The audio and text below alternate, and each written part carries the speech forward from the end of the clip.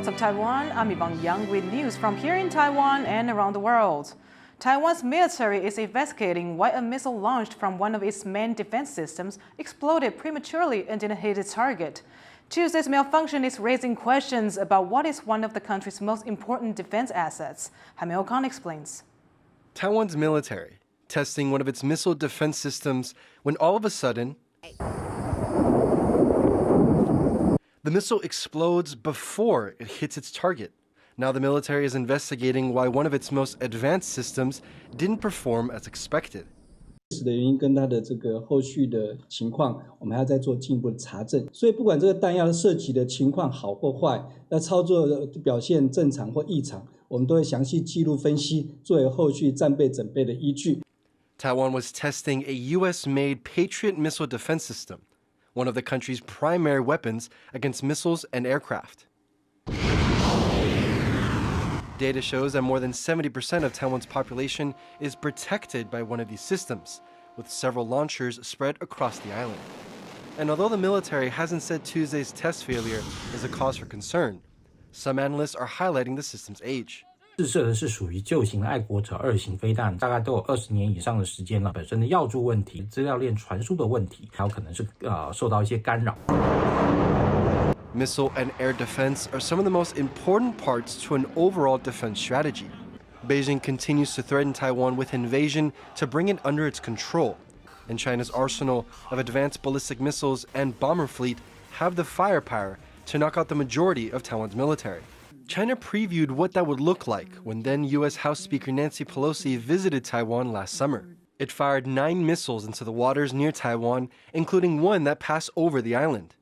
Taiwan hopes systems like the older Patriot 2 and the newer Patriot 3 can counter this threat. Taiwanese forces will, by and large, be relying on themselves to defend the island in the initial days, potentially even longer part of that conflict. If they cannot hold the line, then the likelihood is that Taiwan will go. Taiwan's defense budget is due to be reviewed at the end of August. And although systems like tanks and fighter jets may look flashy, Taiwan's military will also be eyeing out weapons like the Patriot that few will ever see, but play a vital role in keeping the country safe. Howard Zhang and Jaime Okan for TaiwanPlus. Dengue infections are on the rise in Taiwan, with almost 500 new cases reported in the past week. It's an increase that's partially brought on by changes in the weather. Ariel Hughes has this report. High fever, skin rash, painful joints and eyes.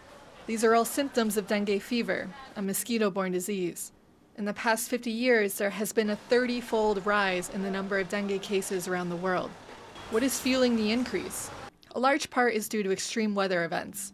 As we expect the temperature to increase and the changes in precipitation, what we are creating is ideal conditions for the mosquitoes to breed, and also ideal conditions for the mosquitoes and the population dynamics of the mosquito to accelerate.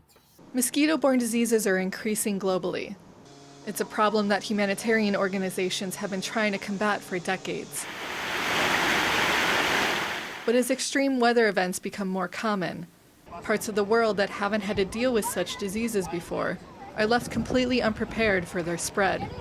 What has happened is that now what we have is some of these vector-borne diseases are reaching to new areas when they were non-existent or where they were non-existent on a permanent basis. So what we have is that in places where there were no mosquitoes or there were no diseases, the public health system is in many cases unprepared. This past year, Taiwan saw its worst drought in a century, followed by consecutive typhoons. The weather events led to landslides, flooding, and lots of standing water, which is ideal for mosquito breeding. Local officials are urging residents to be vigilant and working to stop the spread. 近期持续有降雨的情形，呼吁民众雨后应立即进行我们住家内外环境的整顿与滋生源清除。 The International Federation of Red Cross and Red Crescent Societies predicts that by 2050, 70% of dengue cases will be in the Asia-Pacific region. and the rise in extreme weather events is set to make the situation worse. Jiansu and Harel Hughes for TaiwanPlus. Trouble at one of China's largest private asset managers has renewed fears about the country's economy. Investors in ZRT's products have been told that the company will not be making payments on assets worth an estimated $47 billion. Taiwan's Financial Supervisory Commission says the impact on Taiwan will be limited, but the effect on the Chinese economy already struggling could be more notable. Some economists say China is entering a period of stagnant growth. 实际上，在去年恒大债券暴雷之后，其实各国的金融体系、基金产品其实都已经大幅度减码中国不动产相关的投资部位，在延烧的范围，我觉得波及就不会那么大。留意的是，比较多银行在中国设有分行，那当地他们有做一些放款。那至于放款的对象是不是这些地产公司，这个部分会不会产生呆账的问题？ Taiwan is observing Ghost Month. In folk tradition, it's when the spirits of the underworld are said to return to the human realm. Yvonne reports. As the clock strikes 11, the door to the underworld opens. It's Ghost Month here in Taiwan, or the 7th month of the lunar calendar. It's observed in much of the Chinese-speaking world, including Singapore, Malaysia, and parts of China. Across Taiwan, temples hold events to let out the spirits for a month. People leave out piles of food offerings for the spirits to ask for their blessing. Some even burn fake money to wish the deceased a good life in the underworld. In some parts of Taiwan, including inland on the east coast, events include releasing floating lanterns on the water to receive the ghosts. Once the spirits are let out, the bells and drums in temples are sealed in order to not disturb or frighten the spirits. But as the month includes rituals and traditions, it also comes with taboos. 不要结婚，很多好兄弟都还没有结婚就去世，在鬼月结婚会招来好兄弟的嫉妒。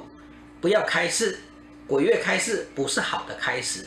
But regardless of religious beliefs, if one has a general attitude of respect for the spirits, or good brothers as they're referred to here, they should be able to navigate Ghost Month with ease. Justin Wu and Bing Wang for TaiwanPlus. As Taiwan's population ages, more and more people are relying on others to help them get by. And for 15 years, a charity in the country's south has offered older people with disabilities an essential form of care. Eric Gao reports. Taiwanese people with severe disabilities rely on carers like these from Sisters of Our Lady of China Foundation to help them bathe. And in turn, the carers rely on this truck. It's a bath-on-wheels service inspired by a similar vehicle in Japan. And it's been helping older people in Jiayi in Taiwan South since 2008. 就是被洗澡的长辈或者需要的，他从很紧张被洗澡，一直到放松，一直到那个脸上发出那个笑容，那个是让我们觉得是最感动的。 The scheme is available with subsidies under the government's Long-Term Care Plan 2.0, aimed at addressing Taiwan's rapidly aging society. 我们的民众，如果我们在家里没有办法来自己洗澡，然后卧床如果是生病卧床的话，我们有这样子到宅的沐浴的一个服务。 The foundation says almost 30% of people with disabilities in Taiwan cannot wash themselves. The carers and their trusty truck are easing the burden on their families and giving people in need an important way to preserve their dignity. Justin Wu, Stash Butler, and Eric Gao for TaiwanPlus. Thank you for watching What's Up Taiwan. Remember to download the TaiwanPlus app for more stories from Taiwan and around the world. Finally, we leave you with images of Bolivian Catholics breaking rocks for good luck in a local tradition. I'm Yvonne. Take care, and I'll see you next time.